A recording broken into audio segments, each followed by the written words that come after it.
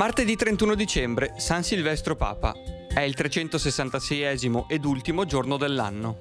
Il sole sorge alle 7:50 e tramonta alle 16:39. La luna si leva alle 8:46 e tramonta alle 16:49.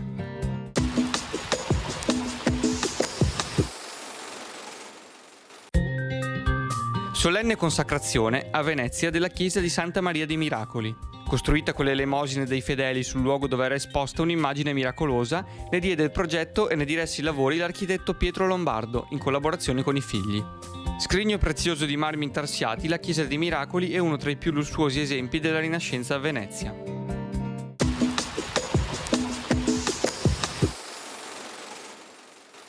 Le previsioni per domani. Foschie e nebbie estese in pianura, in parziale dissolvimento durante le ore centrali.